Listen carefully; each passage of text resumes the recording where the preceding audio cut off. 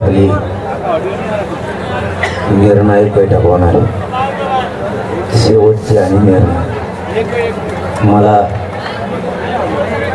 तुमच्याशी सविस्तर बोलायचं, त्यामुळे तुम्ही सगळ्यांनी सविस्तर ऐकून घेतलं तर बरं होईल. मला तुमच्याशी काही घंट्यासाठी सविस्तर बोलायचं आणि मीडियावाल्यांनी त्यांचे कॅमेरे सेट करून तुम्ही लगेच खाली बसा.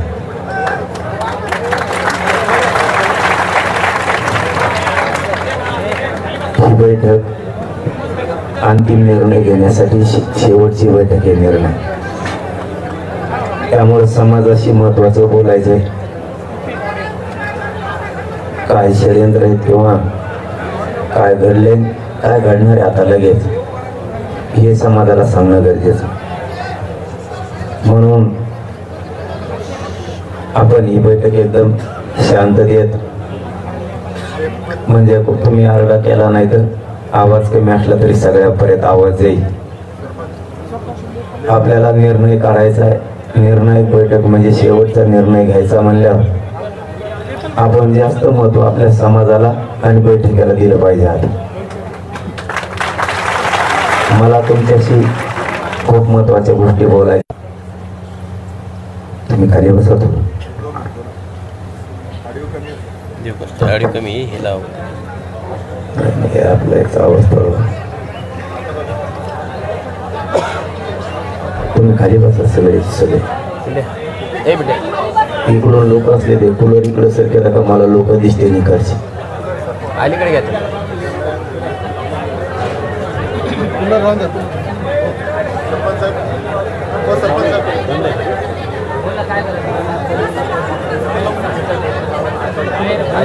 इकडे, अलीकडे घ्या फक्त अलीकडे.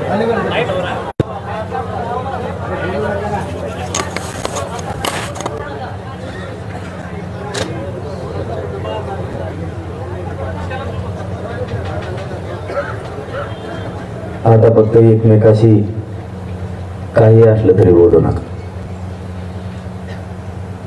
आणि आता उठू पण नका. आणि आपल्याला ही बैठक आता निर्णय करायची. मी समाजाचा ना नेता म्हणून करतो ना नेतृत्व म्हणून, आणि म्हणून हे घडले. मी जर स्वार्थी असतो, लबाड लुचाडणार असतो, तिथून मागच उघडा पडलो असतो. म्हणजे 17-18 वर्षातच कशाच्या ना कशाच्या निमित्ताने माणूस उघडा पडतो. मी मात्र एक सामान्य म्हणून तुमच्यासाठी काम करतोय आणि निष्ठा आहे म्हणून करतो. निष्ठा असल्याशिवाय देवाची सुद्धा मोजभक्ती नाही करू शकत. निष्ठा असली तरच देवाची म्हणून त्याच्या देवावर निष्ठा आहे त्याच्यावर भक्ती करू शकतो. तसं माझा देव समाज आहे आणि समाजावर माझी निष्ठा आहे, म्हणून मी त्यांना मायबाप मानले आहे. आणि एक मुलगा म्हणून किंवा एक गरीब घरातला पोरगा म्हणून जितकी ताकदीनं सेवा करता येईल तितकी करतो. ही निर्णायक बैठक आपल्याला घ्यावी लागली. ही आपल्याला नंतर घ्यायची होती, पण आपल्या मराठ्यावर लवकर वेळ आली ती घेण्याची. कारण कोणीतरी स्वप्न बघतंय मराठा हरवण्याचं, आणि मराठ्याला हरवण्याचं स्वप्न बघायला लागले म्हणून थोडी लवकर घ्यावं लागली. नाही ते 3च्या नंतर बैठक होणार होती. आता मी मूळ विषयाला हात घालतो. मी छत्रपतीच्या समक्ष बसून सांगतो तुम्हाला, मी कुठल्याच पक्षाचा नाही किंवा कुठल्याच पक्षाच्या वतीनं काम करत नाही, हे तुम्हाला प्रामाणिक सांगतो. उद्धव ठाकरे साहेबांचं सरकार होतं त्यावेळेसही मी त्यांना बोललेलं आहे कठोर भाषात, आणि आता यांचं आहे तरी बोललो. याचा अर्थ मी कोणत्याच पक्षाचा नाही, मी माझ्या समाजाचा. मला समाजापुढे कोणाचाच मुलायचा मी ठेवत नाही. मग वेळे प्रसंग मला अर्ध्यावर समाधान सोडलं तरी चालत, पण मी समाजाशी निष्ठा नाही ऐकू शकत. आणि नेमकं झालंय काय आता ते सांगायला तुम्हाला सुरुवात करतो. नेमकं झालंय असं सरकारने दिले 10% आरक्षण.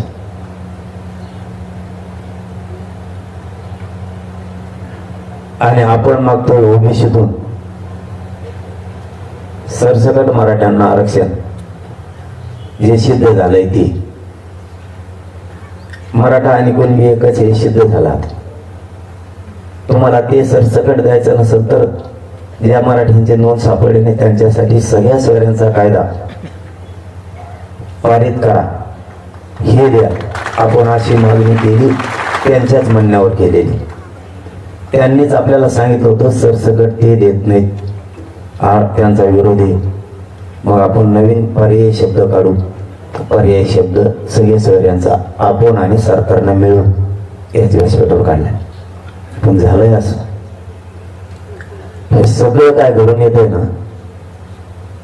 मी पुन्हा सांगतो, मी कोणत्याच पक्षाचा विरोध म्हणून करत नाही, पण आज सगळंचे सगळं खरं बोलावं लागतं. फक्त त्यातले शब्द समजून घ्या. हे सगळं करतोय तो फक्त एकटा देवेंद्र फडणवीस. मला जे घेरलंय ना, तुम्ही शब्द ना शब्द फक्त समजून घ्या. सांगितलं ना तुम्हाला, तुम्ही गोंधळ आरडेची बैठक नाही, ही निर्णायक बैठक. मी आज टोकाचा निर्णय घेणार आहे. म्हणून तुम्ही हे नुसतं घोषणा टाळ्या नकोय. समाज आज कोणत्या दिशेला आहे आणि उद्या यांना कोणत्या दिशेला न्यायचा आहे आणि आपण कोणत्या दिशेला आणलो हे समजून घ्या. मराठ्यांचा दरारा पुन्हा एकदा राज्यावर निर्माण झाला आणि हे दरारा संपवायचं त्यांचं स्वप्न आहे.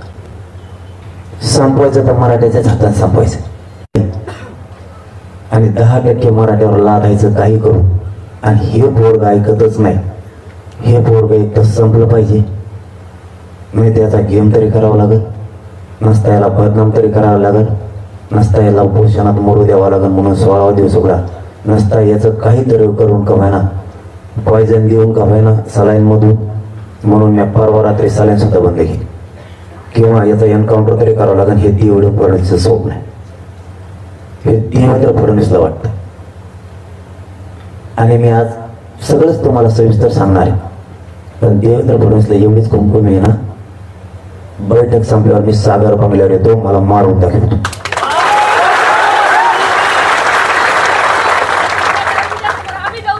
तुला माझा बळी घ्यायचा आहे ना, तुला माझा बळी पाहिजे ना, मी तुझ्या सागर बंगल्यावर होतो, घे माझा बळी. पण समाजाची इमानदारी मी नाही ऐकू शकत. समाजाला ओबीसीतून आरक्षण पाहिजे, तेच घ्यायचंय, घेणार आहे. 10% नाही हात लावून. माझ्या तोंडून ओतून घेण्यासाठी तोच हे उभा केलेला, मी त्याला दोष देत नाही. आता हे जो उभा केलाय हे त्यांनीच उभा केलाय. मुंबईत बसून हे देवेंद्र फडणवीसनेच हॉटेल दिले. तिथून उतरून पत्रकार परिषदा, पत्रकार बांधवावर आणि मीडियावर एवढं दबाव आहे की बच्चू कडूंचा कार्यकर्ता आहे तो. बच्चू कडूला इतक्यात वेळेस दाखवलं नसून इतकं त्याला दाखवलं. शब्द ना शब्द, सेकंद सेकंद मीडिया दाखवते. हे फक्त देवेंद्र फडणवीसचा हात याच्या पाठी. त्याला सगळी ताकद दिली. आतल्या सगळ्या गोष्टी बाहेर काढा. हे फक्त देवेंद्र फडणवीसचं काम. त्याच्यात काही समन्वय सुद्धा आहे. मुंबईचे 4-5 समन्वयक सुद्धा आहेत की ज्यांची दुकानं बंद पडलेली आणि ते एकनाथ शिंदे साहेबाच्या आजूबाजूला फिरतात. वेळ आले ते त्यांचं सुद्धा नाव घेणार आहे. बिगारी मिशावाले ते सुद्धा त्याला पालन पोषण करतात. शिंदे साहेबाचा एक प्रवक्ता सुद्धा त्याच्या सोबत आहे आजूबाजूला. यांनी त्याला उभा केलाय. नारायण राणेंनी काल आमच्या गेवराई तालुक्यातल्या 2 आणि आंबोड तालुक्यातला 1 जण उचलून नेले. त्यांच्या माध्यमातून सुद्धा आता प्रेस सुरू होणार आहे थोड्या वेळा, मला बदनाम करण्यासाठी. तेही तिथे मुंबई एखाद्या वेळेस आता घेतील प्रेस किंवा माझं झाल्यावर घेतील. असे हे जे बदनाम करणारे टोळी राज्यातली उभा केली. तुम्हाला तुम्हाला याच्यातून एवढंच सांगतो, नारायण राणे साहेबाची हिंमत बी नाही देवेंद्र फडणवीस साहेबचे म्हणले करू नको तर. हे सगळं देवेंद्र फडणवीस साहेबाचं षडयंत्र टोटल. देवेंद्र फडणवीस जर साहेब म्हणले तर 1 मिनिटात सगळ्या सोयीच्या अंमलबजावणी. एकनाथ शिंदेना हे दोघं करू देत नाही. परफेक्ट माहिती. याच्यात त्याला सांभाळायला मुंबईत देवेंद्र फडणवीस सुद्धा 2-3 आमदार आहेत, ते पण मराठ्यांचे. हे सगळं षडयंत्र आहे. मराठा हे पोरग जर असंच राहिलं आणि हे जर समाजाशी निष्ठावान राहिलं तर समाजाला डंक सुद्धा लागू शकत नाही. पण मात्र आपण बरबाद झाल्याशिवाय राहत नाहीत हे त्यांना वाटतं. समाजाचं आपलं स्वप्न होतं गुलाल उधळा, समजून घ्या. यांचं स्वप्न होतं 10% दिलं की असा गुलाल उधळला नाही. याचा अर्थ त्यांनी ओळखून घेतला, आता काही खरं दिसत नाही, आपला अपमान झाला. दुसरं सांगतो, देवेंद्र फडणवीसला माघारव हे का करतोय ती शंका भाजपमधल्या असणाऱ्या मराठ्यांना आणि राष्ट्रवादी काँग्रेस शिवसेना काँग्रेसमध्ये असणाऱ्या पक्षातल्या सगळ्या मराठ्यांना तुमचा मुलगा म्हणून सांगतो, विश्वास ठेवा नाही तर नका ठेवू. फक्त मराठा म्हणून आज तुमच्या समोर कथन करणार किंवा का असं करतोय त्याचं कारण आहे, आपल्या आई बहिणीचे डोके फुटले त्या दिवशी तो पोलिसांकडून झाला आणि आपण सांगितलं हे आई बहिणी तुझ्या आहे आणि त्याला ती माफी मागावं लागली. तेव्हाचा राग त्याच्या डोक्यात आत्तापर्यंत. मी माझ्या आई बहिणीच्या बाजूने राहू नाही का? मी काय चूक नाही केली. दुसरं, त्याला एकदा उपोषण सोडायला यायचं होतं, त्याला डाग धुवून घ्यायचा होता मराठा समाजात आणि तो आई बहिणीला शिव्या दिल्यामुळे मी नाही येऊन दिला. त्याला तिसरा राग आहे, अमित शहा संभाजीनगरला येणार होता, तो आला नाही. त्याला चौथा राग आहे, 19 तारखेला नरेंद्र मोदी येणार होते.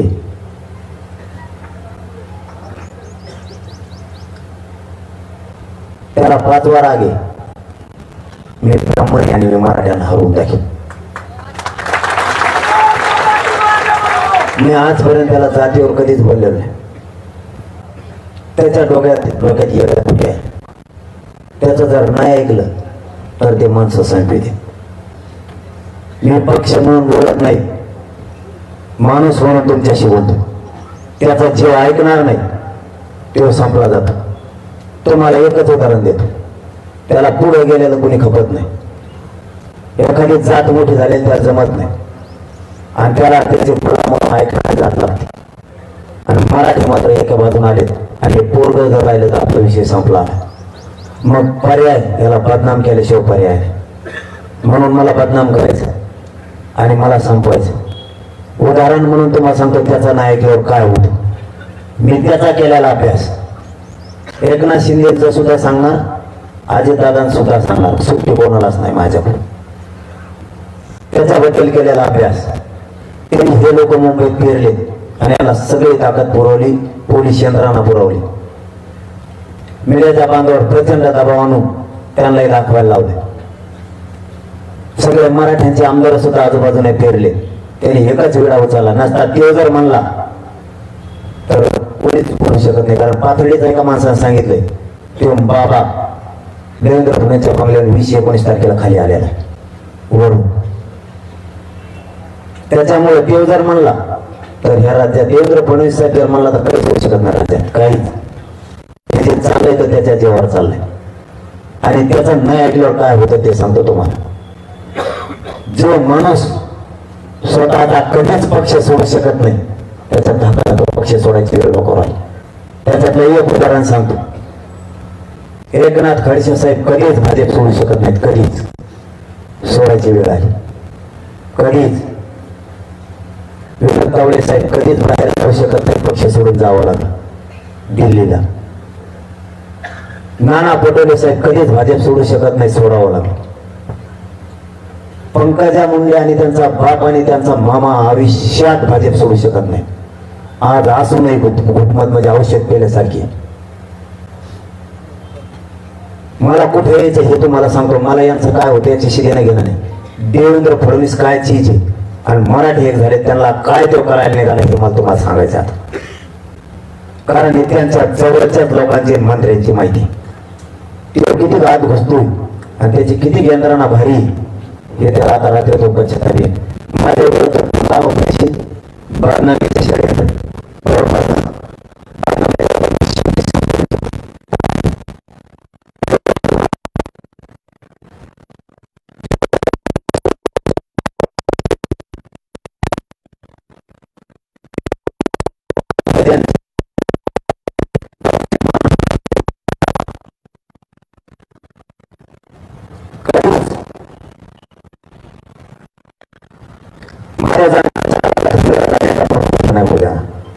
कधीच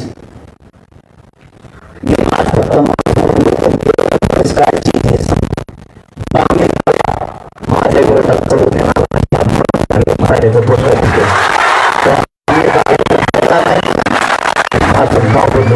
आता ध्यानात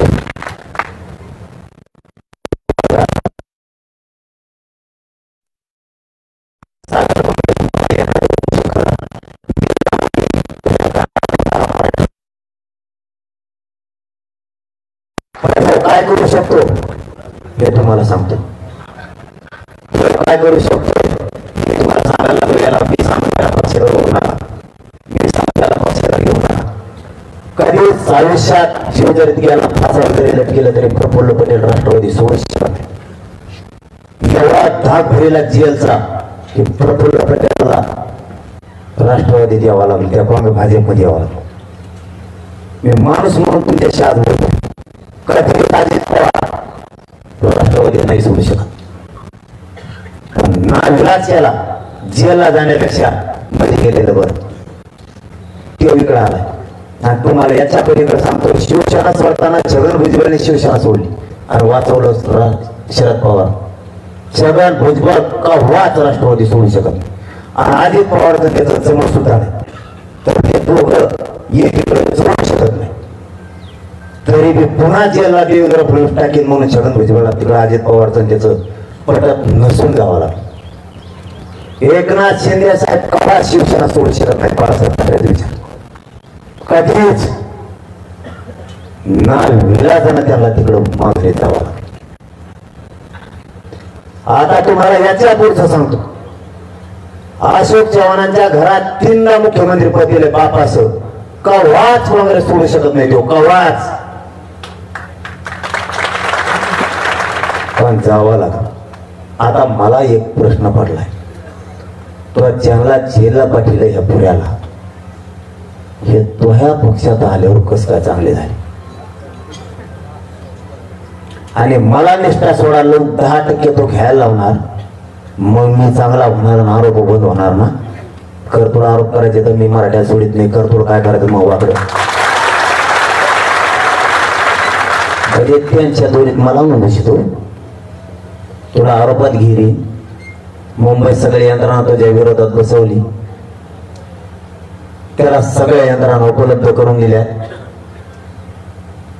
तुला घेरणार एक तर समाजावरची निष्ठा सोडून 10% मान्य कर, नाही तर तुला घेरून संपवणार. मी मारायला तयार आहे. का करतो तू देवेंद्र फडणवीस? तू मनोज जरांगेच्या नादी लागला. मी शेतकऱ्याचा पोरगा आहे. तुला पूर्वी पसंती द्या. आता सदाभाऊ खोत आणि राजू शेट्टी दरार निर्माण केला आणि बाजूला घेतला. तेच रविकांत तुपकर मध्ये सुद्धा केले. जे माणसं यांच्याकडे कधीच येऊ शकत नाहीत, कधीच ते आले. ज्या सुनील तटकरेची उभ्या हयात राष्ट्रवादीत गेले आणि राष्ट्रवादी मोठी केली आणि सोडू शकत नाही त्या माणसाला एका रात्री तिकडे यावं लागलं. एकदा धनंजय मुंडे नावाचा उठवला होता. त्यांनी एकदाच सांगितलं तो सगळं काढू का. आणखीन धनंजय मुंडे बोलला नाही, कारण सगळ्याला माहिती हे मध्ये टाकते. मी आज फक्त सत्य बाहेर पडायसाठी बोललोय. यांना सगळ्याला विरोध करणार आहे मी, उद्यापासून पुन्हा करणार आहे. पण सत्य सांगायला लागलो, ज्यानं खरं भाजप मोठं केलं त्याची पोरीची आज काय दशा आहे पंकजा मुंडेची. ज्याला चालता सुद्धा येत नाही, पुरा अंग मोडलं, तर एकनाथ खडसेने भाजप उभा केलं, त्यांची आज परिस्थिती काय. याचा जर नाही ऐकलं तर ह्यो मानावर उलट टाकतो आणि ते तेवढा उमावर असला. सगळ्या सोयऱ्या म्हणजे ओबीसीतून मागणी बंद करायची, नाहीतर याला बदनाम करायला चार बाजूने घेरायचं. हे राज्य देवेंद्र फडणवीस चालवतो ना, एकनाथ शिंदे चालवतो ना अजित पवार चालवतो. त्यांनी सांगितल्याशिवाय इथं काहीच होऊ शकत. काल आपण रास्ता रोको केलेत, फक्त देवेंद्र फडणवीसने सगळ्या एसपीला सांगितलं, पीआयला आणि एसपीला फोन लावला, त्यांनी सांगितलं दूरून आदेशित करावंच लागणार. सगळ्या पोरावर गुन्हे दाखल व्हायला लागले. मराठा देवेंद्र फडणवीस साहेब घाबरवण्याचा प्रयत्न करू नका. तुम्ही धर्माग लोक मोडले असतील, मराठा तुम्हाला मोडू शकत नाही. तुम्हाला मराठा मोडू शकतो. तुम्ही किती त्या बाबाला तिथं बसून आमच्यावर आरोप करायला लावायला लागले. तुम्ही कोणाकोणाला हाताखाली धरले हे सगळ्यांना माहित, सगळ्यांना माहित. तुम्ही कसा गुलाबराव पाटील संपवण्यासाठी मराठ्याचा असल्यामुळं गिरीश महाजनमध्ये त्यांचा कलगी तुडा लावला, कसं कसं कोणाला गप केलं हे सगळ्याला माहित. तुम्ही पूर्वीच उकरून काढता. तुझे सत्तावला झाला का? बाकीच्या हातात सत्ता आल्या तेव्हा तसंच केलं का? तू सत्तेच्या जीव मराठ्यांना मला आणखीन एक याचं उदाहरण सांगा. आतापर्यंत 75 वर्षात 5 वर्षात सगळ्या पक्षाचं सरकार कधी आलेलं आहे का? 5 वर्षात आत सगळ्या पक्षाचं सरकार 75 वर्षात कधीच नाही आलं. बघा मोजून. आपण समजा उदाहरणार्थ राष्ट्रवादीला विरोध केला, राष्ट्रवादी आपली शत्रू झाली. आपण शिवसेनेला विरोध केला, शिवसेना आपली शत्रू झाली. आपण भाजपला विरोध केला, भाजप आपला विरोधक झाला. काँग्रेसला विरोध केला, काँग्रेस आपला विरोधक झाला. मनसेला विरोधात केला, आपण विरोध झालो. मग आपण त्याच्यासाठी दुश्मनी पत्करली. हे सत्तेत सगळे कस काय? मराठ्यांवर लांबचा विचार करायची वेळ आली. एका वर्षात 5 पक्ष सत्तेत आले. आता आपण काय करायचं? राष्ट्रवादीचं शिवसेनेचं पटत नाही, काँग्रेस 3 जण सत्तेत आले आणि आपण मारामाऱ्या कोणासाठी केल्या? शिवसेनेने राष्ट्रवादीसाठी आणि राष्ट्रवादी शिवसेनेसाठी. मराठ्यांना सावध. दुसऱ्या 2.5 वर्षात भाजप नव्हतं आलं सत्तेत म्हणून म्हणले त्याला बी घ्या. भाजप घेतला, म्हणले काँग्रेस नाही आलं, म्हणले घ्या अशोक चव्हाण. येत राहायचा खेळ. येत आहे. सगळे पक्ष सत्तेत आले. आता मरण आपलं जनतेचं आलं. कोणाचं मरण आलं? मी खोटं सांगायलो का? हे सगळे वरचीवर येत झाले का रात्री आणि आपली जिरायला लागली. आपली जिरायला लागली. धनगराला आवाज उठून द्या ना, मराठ्यांना आवाज उठून द्या ना, बंजारा समाजाला आवाज उठून द्या ना, दलित बांधवांना आवाज उठून द्या ना. ते प्रकाश आंबेडकर साहेब निवार खुटाडे मायावनीत म्हणून जमत आहे. कोणाला जुळून द्या नाही.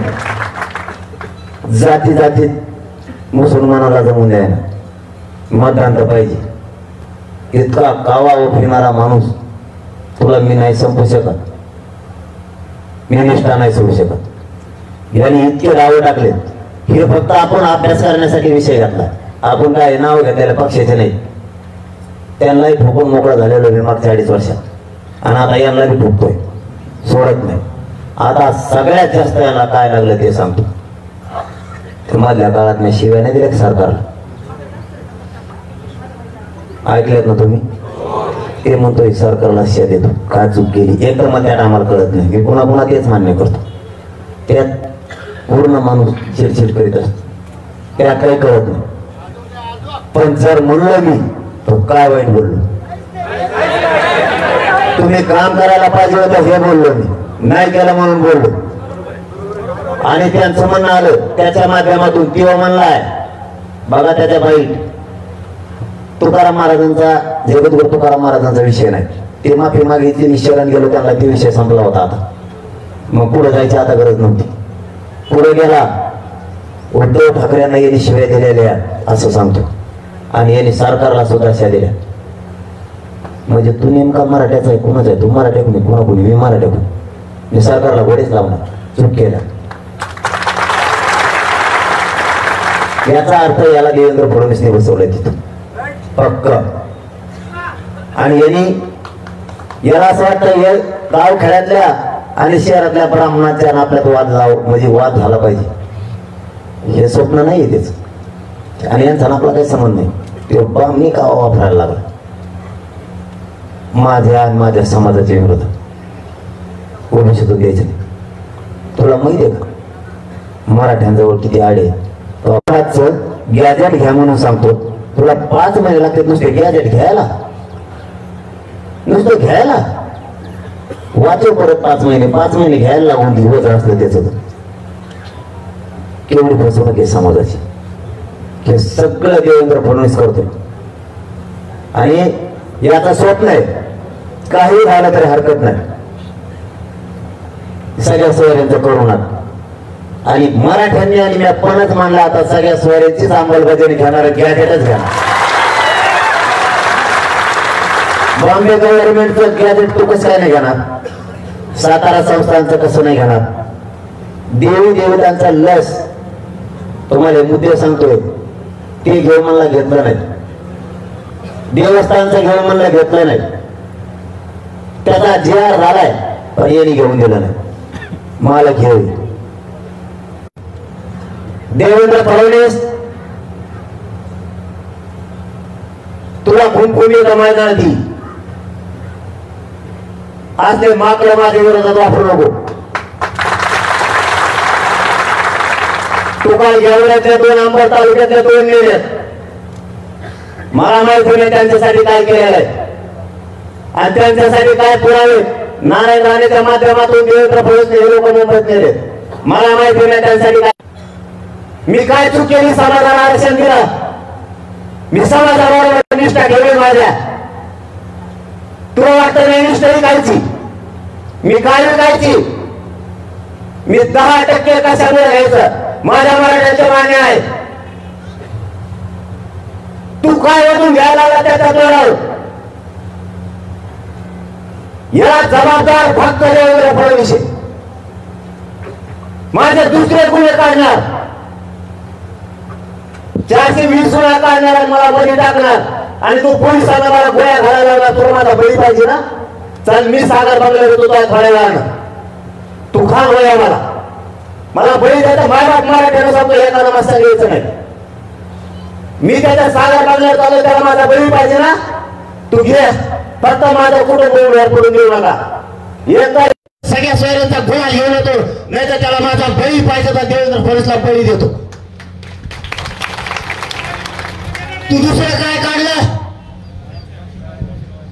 या राज्यात एक जरी छेड काढलेली तक्रार माझ्यावर असली, मग मी तिला त्रास दिलेला असेल, जोर जबरदस्ती असेल, विनयभंग असेल, छेड असेल, जी काय असेल ते असेल, एक तक्रार जर राज्यात कोणत्या पोलीस स्टेशनला सापडली 30 वर्षापासून आतापर्यंत, आजपर्यंत, आजची 25 फेब्रुवारी पर्यंत, तर मी म्हणून ते ऐकतो. एखाद्याने जर असं केलेलं असलं त्याच्या विरोधात तक्रार असलीच होतो अपराधी. तुम्ही एखाद्याच्या वैयक्तिक जीवनात नाही पडू शकत, कोणाचा मित्रत्व मैत्री काढू नाही शकत तुम्ही. बळच जबरदस्ती तुम्ही आरोप लादणार का? जबरदस्ती वैयक्तिक जीवन तुम्ही कोणाच्या वैयक्तिक जीवनात नाही हात घालू शकत. स्वातंत्र्यावर तुम्ही गदा नाही आणू शकत. समोरून कोणत्याही व्यक्तीविरुद्ध जर तक्रार असली तर तो माध्यमातून टाकण्यापेक्षा मीच तुझ्याकडे येतो. तू घे पाहिजे तुझ्या सागर बंगल्यावर येतो आता.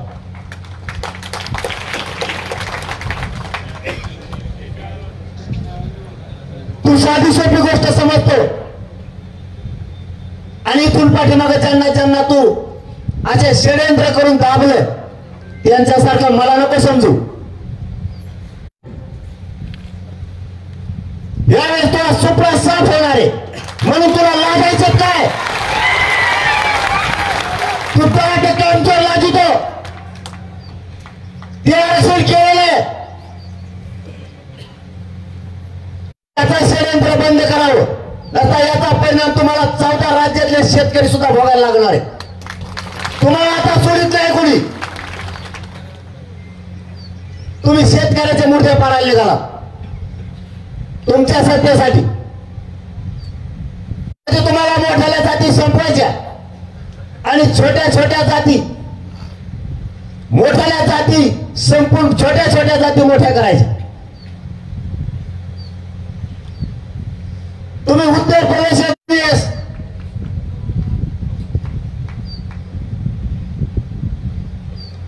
प्रकाश आंबेडकर साहेब येऊन करतात पर्याय द्या. हे आठवले साहेब देवेंद्र फडणवीस मनोज जरांगे पिल्लाच्या नादी लागला असतो लागलास.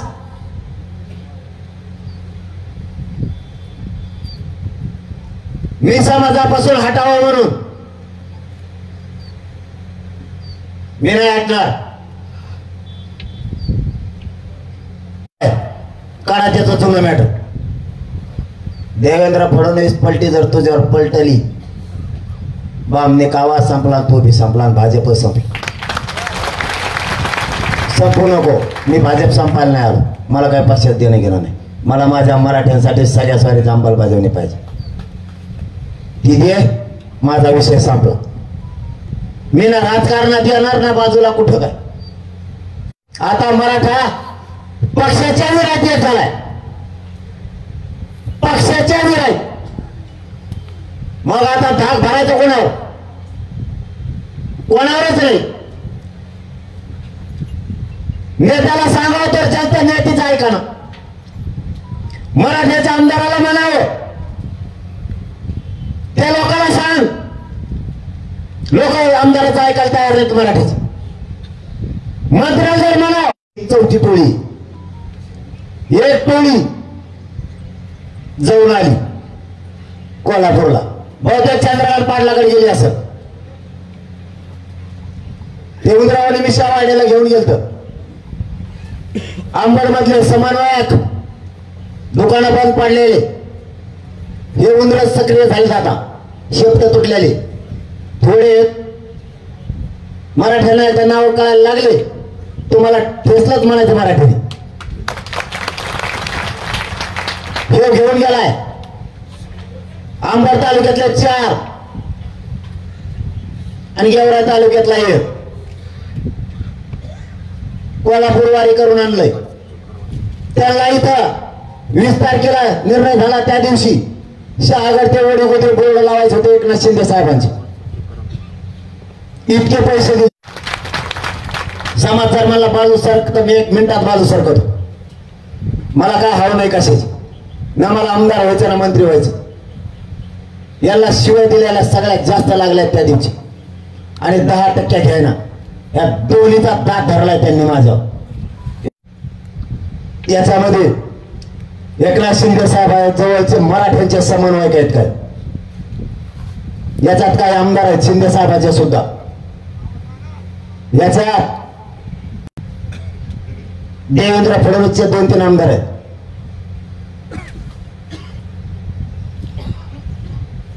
हे त्याचे पुढे दाखल करतात. आणि देवेंद्र फडणवीस पूर्ण पुरवलंय त्याला पैशापासून सगळं. आणि तो आरोप करतो नसता देवेंद्र फडणवीस जर म्हणला ना मुंबईत पान बी हलू शकत नाही. पान बी हे देवेंद्र फडणवीसच्या मर्जीशिवाय होऊ शकत नाही. होऊ शकत नाही. हे सगळं देवेंद्र फडणवीस तर असलेला डाव आहे. बहुजन ओबीसी आणि मराठा संपला पाहिजे हे पहिल्यापासूनच्या त्या डाव आहेत. नसता माझा ऐका, नसता तुम्हाला मध्ये टाकी. हे प्रत्येकाला धमकी. मला मध्ये टाकायला त्याजवळ काहीच नाही. पुन्हा सांगतो मराठ्याला, ते 420 म्हणजे काय, मी काय कोणाचे पैसे आणून बुडलेले नाही. 420चा गुन्हा दाखल करा ते.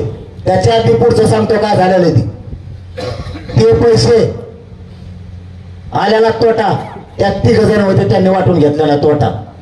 आपल्या आपल्या वाट्याला आपले आपले हिस्से पडलेले, त्याच्यामुळे त्याच्यात मग बळच नाव आले. ती हिस्सा दुसऱ्यावर आहे, मी इकडे तिसऱ्याच्याच पैसे भरतो याचा. तरी मग नाव त्याच्यात बी असलं तरी काय मोठं नाही. छत्रपतीसाठी गुन्हा आहे, त्यात तोटा आला, त्यात पैसेच नाही आले, मी काय करू? माझं काही नाही. तू काय गुतणार मला देवेंद्र फडणवीस? त्याच्या माध्यमातून उकळून घ्यायला लागलास. माझ्यावरती कसलाच आरोप नाही, कसलीच तक्रार नाही. आणि त्याच्या माध्यमातून त्याच्यावर तर मी बोलत नाही. हे सगळा करता करी होता तुम्ही, आणि तू ही जिरवायची. तुला माझा बळी पाहिजे ना, पाहिजे ना? इथं उपोषण करणं मरण्यापेक्षा मी कोणाच्याच वाहनात बसणार. मी तुझ्या सागर बंगल्यावर पायी येतो. मध्ये जर मेलो मी मध्ये अन्न घेणार नाही, असंच उपोषण करत जाणार. त्याच्या दारात माल नेऊन टाका. त्याला बळी पाहिजे माझा. पण एक तर आता मला माघारी आणा. एका शब्दात धरून बोलत जाऊ नका. मला पुढं काय सांगायचं बघत जा. मी तुम्हाला फक्त खवळतो, पण वाईट काम काहीच करीत. खवळतो तुम्हाला, पण तुमचीच माया करतो. तरी यांनी माझ्या जवळचे फोडायला सुद्धा चालू केले. काल एक इनोवा गाडी आली होती, तिथे वडाच्या पलीकडे थांबली. त्याला माहित होतं इकडे CCTV. त्याने इकडे येऊन सांगितलंय, त्यांचा साक्षीदार आहे, नाव घेऊन सांगतो. फडणवीसची चाल सुरू झाली. आणि मराठा समाज राज्यातला जर मला फोन करत असला, माझं आंदोलन होत तर नाविलाज आहे. फक्त ही सगळ्या स्वारीची अंमल होत तर तुमच्याशी बोलणार नाही. त्याच्यानंतर रात्रंदिवस बोलणार. मी एकच फोकस केलाय, मराठ्यांना ओबीसीतून आरक्षण मिळून देऊस तर समाजावर आणि आजूबाजूच्या वर विश्वास ठेवायचा. आता आजूबाजूच्यानी कसं वागायचं ते ठरवायचं. ते सरकार कोण काही त्यातले बोलायला लागले, डायलॉग बंद झाले. तो का करत जर डायलॉग बंद होत काही होतो राहील समाज. तू कोण त्यांची बाजू उडीतो? तुला फोन आलेत का त्यांचे सांगा ना. तिकडेच हिंडतो. तुला वेळ मिळाला तर येतो. 2-4 जण जवळपास लांब गेला जमाय. क्लासेसवाले सांगत येते, तुम्ही ऐकत नाहीत. क्लासेसवाले काय सांगत तुला माहिती आहे? तुला काही माहित नाही. कशाला डोकं? तुम्ही आणखीन दिसायला तुम्ही सरकारचे निरोप माझ्याकडे घेऊन येत होते, आणि मी तुम्हाला लाथाने ठोकीत होतो. आपल्यापेक्षा पैसा पद चलतच नाही, चलतच नाहीत. माय बापा चलून बी जाणार नाही आयुष्यभर. तुम्ही जर मी तुमच्या ऐकायला म्हणून त्यांच्याकडून व्हायला गेले, तुमच्या सुद्धा पहिल्या आंदोलन सुरू झाल्यापासूनच्या सगळ्या रेकॉर्डिंग काढायला लागेल. कारण तुमचं काय हो, तो मटणात अंडे चुरगळून खाऊ का? तुला कोणी सांगितलं मटण तिखट झाल्यावर अंडे चुरगळून खाल्ल्यावर तिखट होत नाही म्हणून? तुला कोणी सांगितलं रे? आता मी ज्या घरी रोज राहतो, आता ते भाकर नाही खायला देणार तर काय देणार मला सांग? महिन्यापासून आणि तुमच्या जेव्हा तुम्ही 13 तारीख दिली ती मार्च, एका रात्रीत देवेंद्र फडणवीसच्या सांगण्यात ऍडव्होकेट जनरल सराफ साहेब कोर्टात उभा राहिले. आणि काल निर्णय झाला. ठोकणार का? न्यायालयाने कायद्यासारखा न्याय करावा, तो आम्हाला मान्य. तुमचा शब्द आम्ही ऐकला. आम्ही गोळ्या औषध घेतले आणि सलाईन घेतले. मग एका रात्री त्याच न्यायालयानं 13 तारीख दिली होती. डबल एका रात्रीत तारीख बदलेली कस काय? आणि याचिका करता साधारण साध्या याचिका करते सरकारला हस्तक्षेप करता येत नाही. त्याला सेपरेट याचिका करावी लागते. सरकारनं त्याला पुढे घातलं त्या हेगड्याला, आणि त्याच्या आतून सरकारने याचिका आणि सुनावणी घेत. किंवा अन्याय नाही का मराठा? आम्हाला न्याय देणार नसलं तर आम्ही कोणाकडे जायचं? सरकार आम्हाला न्याय नाही देत, आम्ही जायचं कोणाकडे? काय वाईट मागण्या केल्या? सरकारला अधिकार नसून 56 आमदार रात्रीत येत बसले. सगळ्यांनी मिळून ठरवलं, ऍडव्होकेट जनरलला विषय मांडला सरकारच्या वतीनं आणि 13 मार्चला होणारी तारीख 23 तारखेलाच झाली. कसा न्याय मिळणार मराठ्याला? याच्या पुढचं सांगतो. 10% आरक्षण पहिले 13% आरक्षण देवेंद्र फडणवीस होता पाहिजे म्हणून पाहिजे. आणि आता माझ्यावर खोटे नाटे आरोप करणार, जबरदस्तीनं माझ्या नैत्य अंगावर घालणार.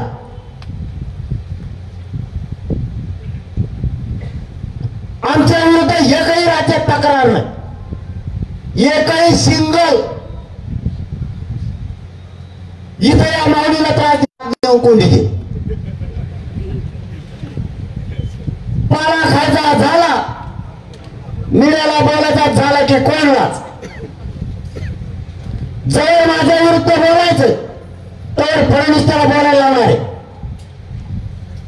आणि एक दिवस त्याच्यावर असा येणार त्याला एकट्याला घराकडे काढून देणार. मी आज तुम्हाला जेवढे त्याचे उदाहरण सांगितले हे मी फक्त माणुसकी म्हणून सांगितले. त्याच्यावर त्या नेत्यांना ते आता स्पष्टीकरण द्यायला लावणार आहे. त्याला दम निघत नाही. त्यांनी स्पष्टीकरण दिलं तरी मला काही हरकत नाही. मी माणूस म्हणून तुमच्यासाठी बोललोय. त्याचं मी किती ऐकायचं करतोय. माझा मायबाप समाजाचे पोरं मोठे झाले पाहिजे म्हणून ओबीसीतून आरक्षण मागतोय. याच्यासाठी त्यांनी माझ्यावर षडयंत्र रचलं. तुम्हाला माझा मराठ्यांना प्रश्न आहे. 20 तारखेच्या अगोदर का रचले नाही? 20च्या अगोदर काय चुका केल्या नाहीत का? आताच माझ्याला चुकायला दिसाल्यात. याला मी समाजाच्या बाजूने नकोय. याला माहिती पोरं खरं बोलतंय. हे जर समाजाच्या बाजूने उभं राहिलं तर प्रत्येक वेळेस मराठ्यांपुढे झुकावं लागल आणि देवाचं लागल. आणि मी मराठा